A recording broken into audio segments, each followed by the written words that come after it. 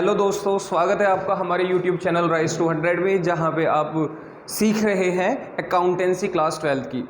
और आज हमारा जो टॉपिक रहने वाला है वो पार्टनरशिप में डिसोल्यूशन ऑफ पार्टनरशिप फर्म रहने वाला है। मतलब जिस पार्टनरशिप फर्म को हमने अब से काफ़ी टाइम पहले सीखने स्टार्ट किया था कि कैसे उसका फंडामेंटल स्टार्ट होता है, फिर धीरे धीरे वो आगे बढ़ती है। आज हम उस सिचुएशन पे हैं जहाँ पे आज हम एक पार्टनरशिप फर्म को क्लोज करना सीखेंगे।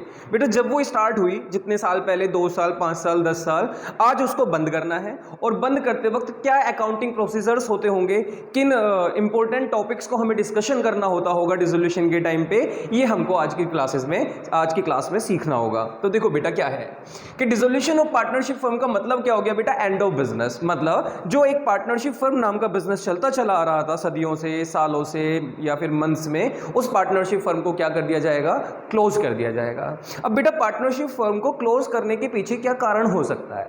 तो देखो बेटा कारण क्या क्या हो सकते हैं। पहला कारण कि अभी 3 पार्टनर हैं, 4 पार्टनर हैं, या तो कोई 2 पार्टनर हैं और वो आपस में डिसाइड कर लेते हैं कि बस अब बहुत हो गया है, इस पार्टनरशिप फर्म को आगे चलाने का कोई फायदा नहीं है, कोई लॉस हो रहा है बिजनेस में, उनको प्रॉफिट नहीं हो रहा है, या फिर अब उनका मन भर चुका है, या फिर किसी कॉन्ट्रैक्ट के लिए मिले थे वो कंप्लीट हो चुका है, और पार्टनर अब म्यूचुअल एग्रीमेंट के साथ, म्यूचुअल कंसेंट के साथ ये कहना चाहते हैं कि अब हम इस बिजनेस को बंद कर लेंगे। तो बेटा उस सिचुएशन में एक पार्टनरशिप फर्म को बंद कर लिया जाएगा। जब सभी एग्री हो गए कि अब इसे कंटिन्यू नहीं करना, तो बताओ फिर कैसे बिजनेस आगे बढ़ेगा। सेकंड, कोई बेटा कंटिंजेंट घटना घटित हो गई बिजनेस के अंदर, जैसे कि 2 पार्टनर थे, एक पार्टनर की डेथ हो गई। अब बेटा 2 पार्टनर में से अगर एक पार्टनर की डेथ हो गई तो क्या कद्दू बिजनेस आगे चला पाएगा अकेला व्यक्ति मिलके? नहीं चल सकता ना। दूसरा, अगर बेटा इंसॉल्वेंसी आ गई बिजनेस के अंदर, मतलब जो पार्टनर थे वो इंसॉल्वेंट हो गए, अब उनके पास इतना अमाउंट ही नहीं है जो वो अपनी लाइबिलिटी पे कर सकें। मतलब इंसॉल्वेंसी का मतलब होता है बेटा जब किसी बिजनेस की लाइबिलिटी ज़्यादा हो जाती है उसके पास जो एसेट्स होती हैं उससे, आउटसाइड लाइबिलिटीज, तो उस सिचुएशन में हम क्या कह देते हैं कि अब इस बिजनेस को आगे कंटिन्यू करने का कोई फायदा नहीं है, कोई प्रॉफिट नहीं होने वाला, अब इस बिजनेस को बंद कर लेना चाहिए। और बेटा तीसरा हो सकता है ऑर्डर बाय कोर्ट। हो सकता है कि आपकी कोई इस तरीके के बिजनेस में इन्वॉल्व थे जिसमें देश को कोई नुकसान हो रहा है या आसपास की सोसाइटी को, एनवायरनमेंट को कोई प्रॉब्लम हो रही है, तो उस वजह से भी बेटा ऑर्डर हो जाते हैं कोर्ट के कि अब इस बिजनेस को आप आगे कंटिन्यू नहीं कर सकते। जैसे बहुत सारी कंपनियां हैं, आज तक के इतिहास में अगर आप लौटोगे तो बहुत सारी ऐसी कंपनियां हैं जिनको बंद होना पड़ा, कुछ अपनी ही किन्हीं कारणों की वजह से हुई, तो कुछ ऑर्डर बाय कोर्ट भी हुई हैं। तो इस वजह से आपको ये समझना पड़ेगा कि कोई भी बिजनेस जब बंद किया जाता है तो उसके पीछे कुछ घटनाएं हो जाती हैं। तो बेटा जैसे कि हमने यहाँ लिखा हुआ है रीजन, पहला म्यूचुअल कंसेंट, अगर पार्टनर अपनी इच्छा से, स्व इच्छा से बिजनेस बंद कर सकते हैं। हैपन कंटिंजेंट इवेंट, कोई कंटिंजेंट इवेंट हैपनिंग हो गया है तब उसको बंद कर सकते हैं। या फिर ऑर्डर बाय कोर्ट, और अगर कोर्ट के ऑर्डर आ गए तो भी उसको बंद किया जाएगा। अब बात आ जाती है बेटा क्या कि अगर पार्टनरशिप फर्म को बंद करना है तो क्या सिर्फ ताला लगा देने से या फिर ये डिक्लेयर कर देने से कि हम बंद हो गए, हम कल से नहीं खुल रहे हैं, और ये बंद हो जाती है क्या पार्टनरशिप फर्म? क्या इतना आसान है बंद करना? नहीं बेटा, अगर इतना आसान होता तो ये चैप्टर ही ना होता, फिर तो एक लाइन कहीं पे लिखी मिल जाती और आपको काम खत्म हो जाता। जब भी पार्टनरशिप फर्म का डिसोल्यूशन होता है तो बहुत सारे इवेंट्स होते हैं जिनको हमें कंप्लीट कराना होता है, उसके बारे में सीखेंगे धीरे धीरे। उससे पहले हम ये बात कर लेते हैं कि अगर हम डिसोल्यूशन के टाइम पे अकाउंटिंग की बात करें तो अकाउंटिंग में क्या क्या सीखना होगा। तो बेटा एक तो हमें रियलाइजेशन अकाउंट बनाना होता है। अब रियलाइजेशन अकाउंट बेटा स्पेशली ओपन ही इसलिए किया जाता है कि हम किसी पार्टनरशिप फर्म को क्लोज करने वाले हैं, और क्लोजिंग के टाइम पे जिस अकाउंट की मदद से हम अपनी सारी ट्रांजेक्शन को उनके अंजाम तक पहुंचाने वाले हैं, उस अंजाम को पहुंचाने में जो हमारी अहम भूमिका निभाने वाला अकाउंट है उसका नाम रियलाइजेशन अकाउंट रहने वाला है। दूसरा, हम पार्टनर्स कैपिटल अकाउंट भी यहां बनाएंगे, क्योंकि जो पार्टनर्स होंगे उनसे को अगर बाद में पैसा देना पड़ा या उनसे पैसा मंगाना पड़ा तो इस सिचुएशन को हम कहां से चेक कर पाएंगे?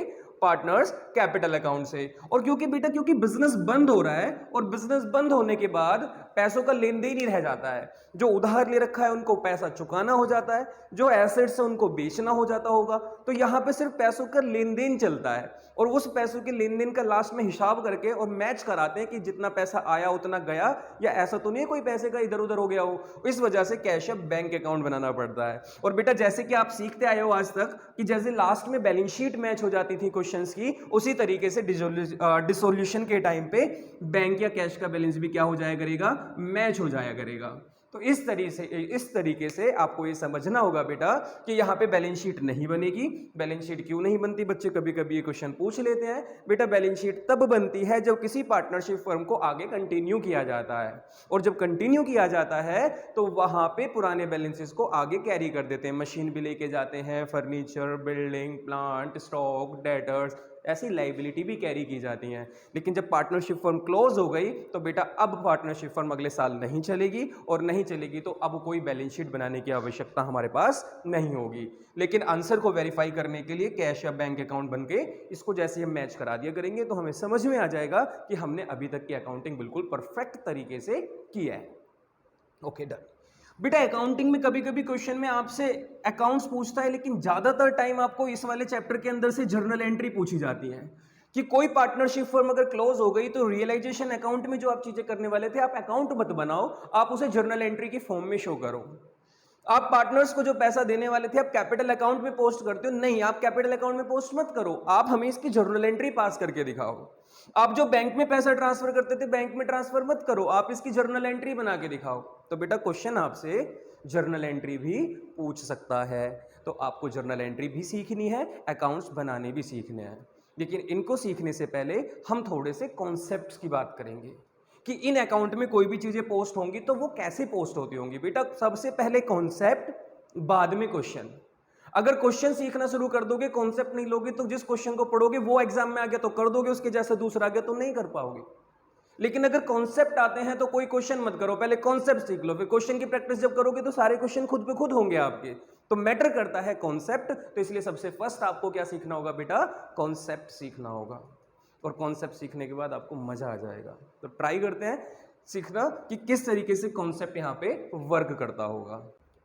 तो बेटा स्टार्ट करते हैं अपना कॉन्सेप्ट सीखना कि जब पार्टनरशिप फर्म का डिसोल्यूशन हो जाता है तो एक्चुअल में कौन सा कॉन्सेप्ट वर्क कर रहा होता है, और उस कॉन्सेप्ट के तहत हम किस तरीके से realisation account, partners capital account, cash या बैंक अकाउंट में पैसा ट्रांसफर करते होंगे, और वो डेबिट साइड करते होंगे या फिर क्रेडिट साइड करते होंगे।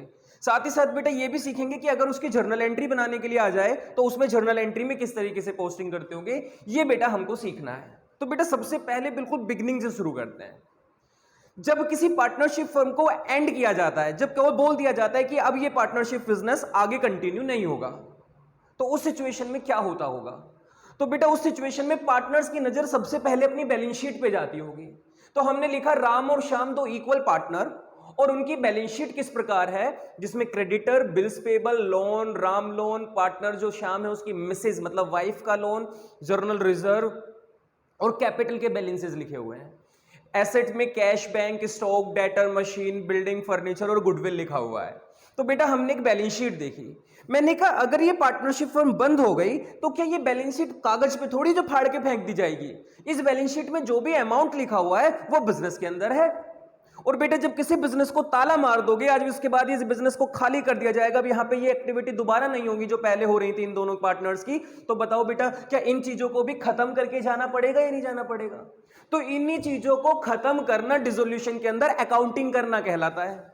और उस अकाउंटिंग को करने के लिए जो हमारी हेल्प करते हैं अकाउंट, जो हमें सपोर्ट लगेगी, वो realisation account, partner capital account और कैश या बैंक अकाउंट की लगेगी। और इन अकाउंट्स की हेल्प से ही हम क्या कर पाते हैं बेटा? इस बैलेंस शीट को इनके अंजाम तक पहुंचा पाते हैं। अब ट्राई करना स्टार्ट करते हैं। तो देखो बेटा सबसे पहले लाइबिलिटीज लिखी हुई हैं। तो बेटा मुझे बताओ, क्रेडिटर लिखा हुआ है, लाइबिलिटी है, bills payable liability, bank loan liability, Ram एक पार्टनर, ये लोन एक लाइबिलिटी। इसको बेटा थोड़ी देर के लिए सर्कल में डाल देते हैं, होल्ड करेंगे, इसका ट्रीटमेंट बाद में सीखेंगे क्योंकि ये पार्टनर है। और मिसेस श्याम लोन, ये भी बेटा बाहर वाली लाइबिलिटी है, क्योंकि अगर किसी पार्टनर ने लोन दिया है तो वो तो पार्टनर का लोन हो गया, लेकिन पार्टनर के अलावा अगर कोई लोन देता है तो वो एक थर्ड पार्टी का लोन हो गया। तो चाहे वो उसकी वाइफ ने लोन दिया हो, चाहे किसी पार्टनर के भाई ने लोन दिया हो, उससे कोई फर्क नहीं पड़ता, ऐसे ही लोन मानते जैसे किसी बाहर वाले से लोन लिया हुआ है। तो बेटा ये जितनी भी लाइबिलिटी है आज इनको पे करना पड़ेगा। अगर आप पार्टनरशिप फर्म को बंद करके और बिना किसी का पैसा लौटाए जाने लगे तो बेटा गेट के बाहर जैसे आप निकलोगे पाओगे भीड़ लगी हुई है, और सारे के सारे कह रहे हैं पहले पैसा दे उसके बाद जाने देंगे, वरना तुझे जाने नहीं देंगे यहां से। तो बेटा इस वजह से जब भी कोई बिजनेस बंद होता है तो पहले सारी लाइबिलिटीज पे करनी पड़ती हैं। और ये सारा काम पे करने का काम, एसेट को बेचने का काम हम किस अकाउंट को देने वाले हैं? जिम्मेदारी रियलाइजेशन अकाउंट को सौंपने वाले हैं। तो बेटा यही से रियलाइजेशन अकाउंट की एंट्री होती है कि जितनी भी लाइबिलिटी है बेटा ये जितनी भी लाइबिलिटी है इन सबको ट्रांसफर कर दो कहां पे, रियलाइजेशन अकाउंट के अंदर ट्रांसफर कर दो। अब मैं पहले एंट्री बनाऊंगा, उसके बाद अकाउंट में पोस्ट करूंगा, क्योंकि कॉन्सेप्ट तो एंट्री से ही समझ में आता है। अब बताओ बेटा जितनी भी लाइबिलिटी होंगी इनका नेचर कैसा होगा, क्रेडिट का।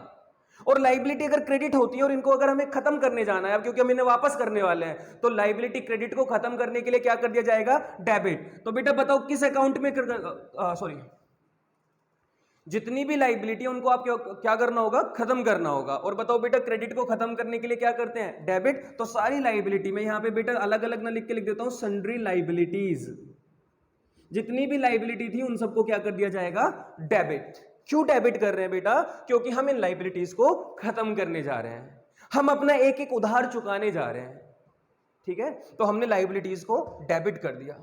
और बताओ बेटा ये सारी लाइबिलिटी कहां डेबिट होंगी, आपको कैश बैंक नहीं लिखना, क्योंकि ये काम हम रियलाइजेशन को देने वाले हैं। तो बेटा यहां पे आपको रियलाइजेशन अकाउंट लिखना होगा।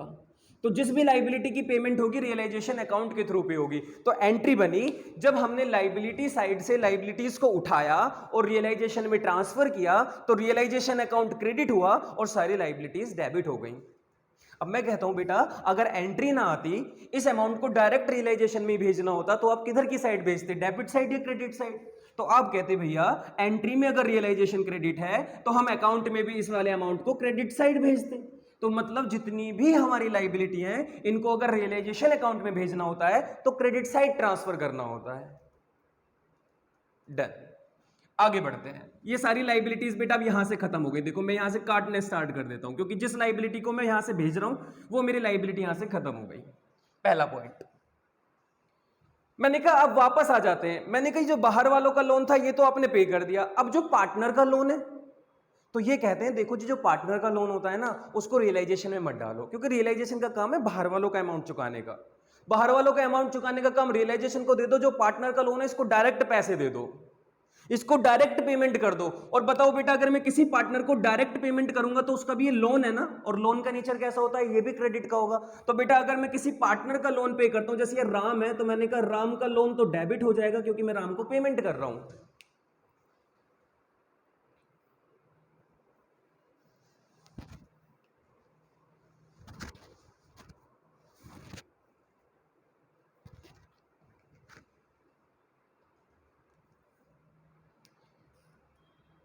और बेटा राम को जैसे ही मैंने पेमेंट कर दी होगी तो राम डेबिट हो गया और मेरे पास से या तो कैश या फिर मेरे पास से बैंक से पैसा कट गया होगा। मेरे पास का मतलब बेटा बिजनेस के पास से। तो जब भी किसी पार्टनर के लोन की पेमेंट की जाती है तो डायरेक्ट बैंक से पेमेंट की जाती है, और जब भी किसी थर्ड पार्टी की पेमेंट की जाती है तो रियलाइजेशन अकाउंट से पे किया जाता है। अब आप मुझे फिर से बताओ बेटा, अगर मैंने यहां से पेमेंट कर दी तो एंट्री बन गई राम का लोन डेबिट और कैश है बैंक क्रेडिट। लेकिन भैया अगर इसको डायरेक्ट अकाउंट में भेजना होता तो मेरे दिमाग में आता कि ये पार्टनर है और पार्टनर का लोन डायरेक्ट बैंक से पे किया जाता है, तो हम इसे बैंक में रिकॉर्ड करते हैं।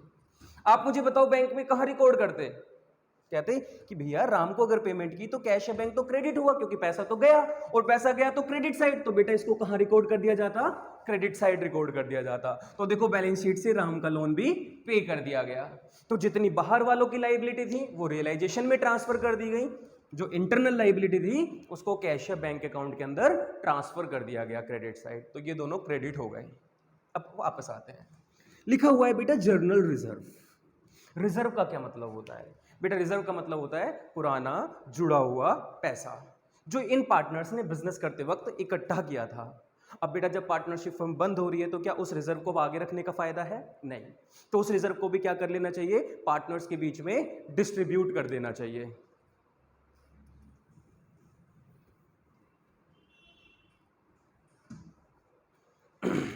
ये पानी की बोतल देना।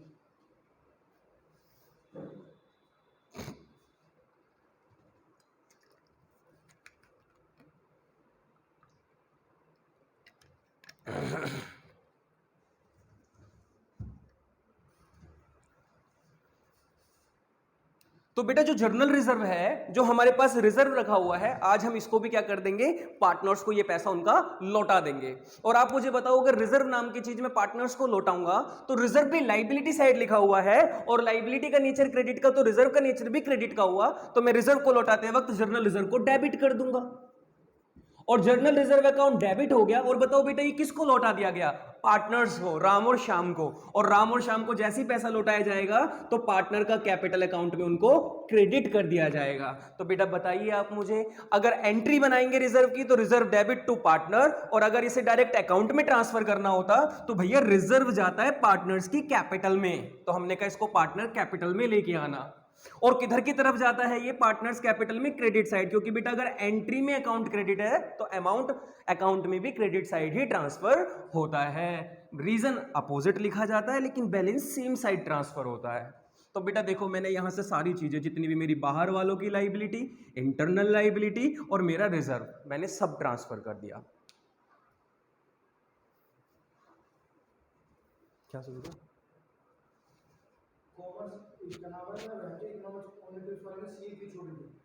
अच्छा, अब बेटा लाइबिलिटी साइड में अब क्या रह गया? तो लाइबिलिटी साइड में सिर्फ मालिकों का बढ़ा हुआ पैसा रह गया जिसको कैपिटल बोलते हैं। हमने कहा बेटा इस कैपिटल को भी क्या कर देते हैं, अब इन मालिकों का पैसा मालिकों के पास दे देते हैं। लेकिन बेटा डायरेक्ट नहीं पे कर सकते। क्यों? क्योंकि कैपिटल में अभी ऐसा भी हो सकता है ना कि इनको इस कैपिटल को यहां से छोड़ के जाना पड़े, या ऐसा भी हो सकता है इस बिजनेस को जब बंद करें तो कैपिटल में कुछ पैसा और इनको ऐड करके दे जाएं हम, क्योंकि बच जाए बिजनेस में पैसा। तो जब तक एंड नहीं हो जाता तब तक इस कैपिटल को भी कैपिटल अकाउंट में ही पोस्ट करके रखा जाता है। और बेटा ये मुझे बताने की जरूरत नहीं है कि कैपिटल कहां पे लिखी जाती है। आप बार बार बेटा पहले चैप्टर से by balance BD, by balance BD, credit side मतलब बाई साइड लिखते आए हो जिसको क्रेडिट साइड बोलते हैं। तो आपने हर बार तो यहां से बेटा इन कैपिटल को उठाया जाएगा और कहां पोस्ट कर दिया जाएगा? कैपिटल अकाउंट में क्रेडिट साइड पोस्ट कर दिया जाएगा। अब मेरे बच्चों ये बताओ कि जितनी भी मेरी लाइबिलिटी साइड की इंफॉर्मेशन थी क्या मैंने सारी की सारी पोस्ट कर दी? सब पोस्ट कर दिया। जितनी लाइबिलिटीज थी रियलाइजेशन में ट्रांसफर कर दी बाहर वाली। जो इंटरनल लाइबिलिटी थी पार्टनर का लोन था डायरेक्ट बैंक से पे कर दिया। और जितनी भी हमारे पास कैपिटल थी या रिजर्व थे वो पार्टनर्स के कैपिटल अकाउंट में ट्रांसफर कर दिए। अब आपने एक चीज नोटिस की हो तो जो इधर की साइड का बैलेंस था वो सारा का सारा इन अकाउंट्स में क्रेडिट साइड पोस्ट होता है। अब आ जाते हैं एसेट साइड। बेटा एसेट्स को क्या करना होता है? यहां बेचना होता है, सेल करना होता है। और ये सेल करने का काम भी हम किसको देने वाले हैं? रियलाइजेशन अकाउंट को देने वाले हैं। तो देखो बेटा सबसे पहले कैश या बैंक लिखा हुआ है। आप मुझे बताओ क्या कैश बैंक को बेचेंगे? नहीं, ये तो ऑलरेडी एसेट को बेच ही इसलिए रहे हैं जिससे वो कैश में कन्वर्ट हो जाए, और ये तो ऑलरेडी कैश है तो इसको सेल नहीं करते। तो कैश अकाउंट को यहां से उठाएंगे और कैश अकाउंट में ही ट्रांसफर कर देंगे। तो बेटा ट्रांसफर कर दिया इधर डेबिट साइड। और बेटा ट्रांसफर की हम एंट्री पास नहीं करते, जो ओपनिंग बैलेंस ट्रांसफर किया जाता है कि कैश अकाउंट के बैलेंस को कैश अकाउंट में ट्रांसफर किया तो इसकी एंट्री नहीं बनानी इसकी एंट्री। आगे बढ़ते हैं। स्टॉक बेच दिया जाएगा, डेटर इनको भी इनसे भी पैसा रियलाइज करा लिया जाएगा, मशीन को भी बेच के पैसा रियलाइज करा लेंगे, बिल्डिंग से भी पैसा रियलाइज करा लेंगे, फर्नीचर, गुडविल। बेटा गुडविल भी यहाँ पे नॉर्मल एसेट ट्रीट की जाएगी क्योंकि फ्यूचर के लिए तो कुछ बचेगा ही नहीं। तो गुडविल भी आज अगर कोई खरीदे तो खरीद लो जी, एसेट की तरह बेच दो। तो जितनी भी मेरे पास ये एसेट्स लिखी हुई हैं इन सबसे मैं पैसे को क्या कराने वाला हूं? रियलाइज। और रियलाइज कराने के लिए मुझे किस अकाउंट की जरूरत लगेगी? रियलाइजेशन अकाउंट की। तो बेटा सारी एसेट्स को यहां से हटा दीजिए, जितनी भी एसेट्स हैं यहां से हटा दीजिए और सारी एसेट्स को कहां पोस्ट कर दीजिए? रियलाइजेशन अकाउंट में। मैं कहता हूं बेटा इसकी एंट्री क्या बनाते हैं? आप कहते हैं भैया इसकी एंट्री बनती है जितनी भी एसेट्स होती है सब डेबिट होती हैं, और क्योंकि इनको ट्रांसफर कर रहे हो तो डेबिट को खत्म करने के लिए क्रेडिट कर दो। तो मैंने कहा बेटा सन्ड्री एसेट्स क्रेडिट हो जाएंगी। और बताओ बेटा आपने इसको कहां ट्रांसफर कर दिया? भैया रियलाइजेशन अकाउंट में ट्रांसफर कर दिया। तो बेटा जब रियलाइजेशन अकाउंट लिखना है तो डेबिट साइड लिखना पड़ेगा, क्योंकि जब सन्ड्री एसेट क्रेडिट हो गई तो रियलाइजेशन अकाउंट डेबिट होगा। तो अगर इनको ट्रांसफर करने की एंट्री आती तो रियलाइजेशन टू एसेट, अब एसेट के नाम लिखते चले जाना। लेकिन अगर एंट्री ना आके डायरेक्ट अकाउंट में तो पोस्ट करना होता तो क्या करते? आप कहते भैया रियलाइजेशन अकाउंट में डेबिट साइड पोस्ट करते, तो सब एसेट को उठाना और रियलाइजेशन में डेबिट साइड पोस्ट कर देना। Very good. तो बेटा ये वाली बात बताओ मुझे, मेरी बैलेंस शीट में जो एसेट और लाइबिलिटी लिखी हुई है क्या ये सारी खत्म हो गई या नहीं हो गई? अब मुझे तो बैलेंस शीट में कुछ नजर नहीं आ रहा है, लेकिन काम अभी यहां पे खत्म नहीं हुआ। क्यों नहीं हुआ?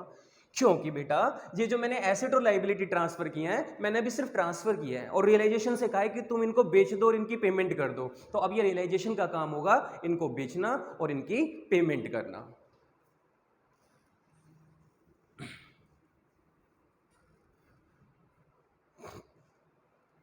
तो देखो रियलाइजेशन क्या करने वाला है। रियलाइजेशन कहेगा मुझे भी अपना फर्ज निभाना है और मुझे भी यहाँ से बैलेंसेस को हटाना है। मेरे पास सारी एसेट्स आके रख गई हैं, इनको मुझे बेचना है। मेरे पास सारी लाइबिलिटीज़ भी, इनको मुझे पेमेंट भी करनी है। तो मुझे जल्दी जल्दी से बताना स्टार्ट करना पड़ेगा कि कितनी एसेट्स मेरी, कौन सी एसेट कितने की बिक गई है और कौन सी लाइबिलिटी मेरी कितने की चली गई है। तो मान के चलते हैं बेटा, सबसे पहले एसेट्स की बात करते हैं। एसेट्स को बेच दिया और एसेट को बेचने से पैसा आया होगा। गर्मी लग रही है यार भैया अभी।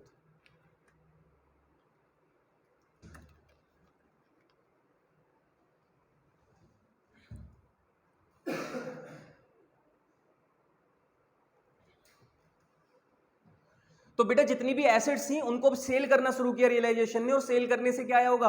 पैसा। और पैसा आया होगा तो बेटा देखो कैसे होगा। अगर एसेट बेची तो बेचने से पैसा आया, तो अमाउंट लिखा आपने कैश या बैंक अकाउंट डेबिट, क्योंकि बेटा एसेट बेच रहे हो तो पैसा आ रहा है, तो कैश या बैंक अकाउंट डेबिट कर दिया आपने, क्योंकि पैसा आएगा तो डेबिट हो जाएगा। और आप मुझे बताओ क्या आप एसेट लिखोगे? नहीं, एसेट तो पहले लिख के खत्म कर चुके हो, क्योंकि ये काम तो रियलाइजेशन के अंदर हो रहा है। तो पैसा आया रियलाइजेशन अकाउंट के अंदर, क्योंकि जब भी आपने कोई एसेट बेची तो आपको पैसे मिलेंगे, और वो जो कैश मिलेगा वो किस अकाउंट में मिलेगा? रियलाइजेशन अकाउंट में मिलेगा। अब मैं कहता हूं बेटा, एसेट जो यहां लिखी हुई थी उसको जब बेचा तो अगर एंट्री आ जाए तो पैसा आएगा कैश अकाउंट डेबिट, और किस अकाउंट के थ्रू आ रहा है? रियलाइजेशन के थ्रू। मैं कहता हूं बेटा अगर इसको पोस्ट करते तो आप कहते भैया पैसा आया एसेट बेच के, तो कैश अकाउंट में डेबिट साइड लिखना उतना अमाउंट जितनी एसेट बिकने से पैसा आया होगा। और साथ ही साथ क्योंकि रियलाइजेशन अकाउंट में बिका, तो अब रियलाइजेशन ने अपना काम पूरा कर दिया। उसने कहा एसेट डेबिट में लिखी थी, मैंने बेच दी, तो मैं इसको क्या कर दूंगा? क्रेडिट साइड पोस्ट कर दूंगा। बेटा सबको क्या करना होता है? अपना काम कंप्लीट करना होता है, खत्म करना होता है। तो देखो बैलेंस शीट को खत्म करना था तो बैलेंस शीट में क्रेडिट थी तो डेबिट कर दिया, डेबिट चीज को क्रेडिट कर दिया। अब रियलाइजेशन को भी अपना काम खत्म करना है, तो रियलाइजेशन में एसेट डेबिट साइड लिखी हुई है तो वो क्रेडिट करके खत्म कर देगा अपनी रिस्पॉन्सिबिलिटी, और लाइबिलिटी क्रेडिट साइड लिखी हुई है रियलाइजेशन में तो उनको डेबिट करके ये पेमेंट करा देगा। तो ये काम चल रहा है। तो वही चीज हम यहां पे कर रहे हैं। हमने कहा कैश में पैसा आया तो डेबिट, और रियलाइजेशन से चला गया तो क्रेडिट। वैसे बेटा अगर लाइबिलिटी की पेमेंट करते तो अपोजिट एंट्री हो जाती। लाइबिलिटी की पेमेंट करते तो पैसा जाता तो कैश या बैंक अकाउंट क्रेडिट हो जाता, और किस अकाउंट में क्रेडिट हो जाता? रियलाइजेशन अकाउंट के थ्रू डेबिट हो जाता। मतलब कैश और बैंक में क्रेडिट चला जाता और रियलाइजेशन अपनी रिस्पॉन्सिबिलिटी पूरी करने के लिए इस बैलेंस को डेबिट कर देता। तो रियलाइजेशन भी अपना काम खत्म करने में लगा हुआ है। अब इंपॉर्टेंट चीज क्या है? इंपॉर्टेंट चीज ये ध्यान रखनी है कि अगर एसेट बेचने की इंफॉर्मेशन क्वेश्चन में है तो एसेट को बेच दो, और अगर एसेट्स को बेचने की इंफॉर्मेशन क्वेश्चन में नहीं है तो मान लो एसेट सेल नहीं हुई, वो जीरो हो गई, वो यूजलेस हो गई, वो स्क्रैप हो गया, और स्क्रैप भी सेल नहीं हुआ। लेकिन अगर लाइबिलिटी को पे करने की इंफॉर्मेशन क्वेश्चन में है तो क्वेश्चन के अकॉर्डिंग पे कर दो, और अगर क्वेश्चन पे लाइबिलिटी पे करने की इंफॉर्मेशन क्वेश्चन में नहीं है तो खुद से कंप्लीट पेमेंट कर दो। ये आपको ध्यान रखना है। तो इस तरीके से आप क्या करेंगे बेटा? पेमेंट करेंगे। अब क्या करेंगे बेटा? रियलाइजेशन कंप्लीट हो गया, अब सारा काम खत्म हो गया। देखो कैपिटल पहले ट्रांसफर हो गई थी, सब कंप्लीट हो गया, एसेट लाइबिलिटी को बेच भी दिया गया, तो अब इसको क्या कर देंगे बेटा? क्लोज कर देंगे। अब अगर यहां पे एक चीज इंपॉर्टेंट ये है कि कैश या बैंक का मतलब हम क्या मतलब होता है कि हम मार्केट में जाके इनको सेल कर देते हैं, पेमेंट कर देते हैं। कभी कभी कोई पार्टनर टेक ओवर कर लेता है एसेट, कभी कभी कोई पार्टनर कह देता है कि मैं पेमेंट कर रहा हूं लाइबिलिटी की, तो बेटा बस फिर क्या करना है? जहां पे कैश बैंक लिखा करते थे एंट्री यही बनेगी। एसेट बेचोगे तो कैश लिखते थे, पार्टनर ले लेगा तो पार्टनर का नाम टू रियलाइजेशन, फिर क्योंकि पैसा नहीं आएगा, क्योंकि पार्टनर पैसे नहीं देते, पार्टनर कहते हैं हमारे अकाउंट से काट लेना, तो हम पार्टनर का कैपिटल यूज कर लेते हैं। बस जी बेटा इतना ही काम करना है। ये तो था कॉन्सेप्ट। अब कैसे अकाउंट बनाया जाता है, किस तरीके से इसकी इंफॉर्मेशन को पोस्ट किया जाता है, वो हम आपको सिखाएंगे जब हम क्वेश्चन वाली क्लास आपके पास लेकर आएंगे। धन्यवाद, टेक केयर। और बेटा सब्सक्राइब कर दें जाने से पहले, अगर आपने शेयर नहीं करते हो तो शेयर कर दो, और लाइक अगर करना है तो लाइक अगर करना है तो अगर आपको हमारी वीडियो पसंद आई है तो आप लाइक भी करके जाना। ठीक है बेटा, धन्यवाद।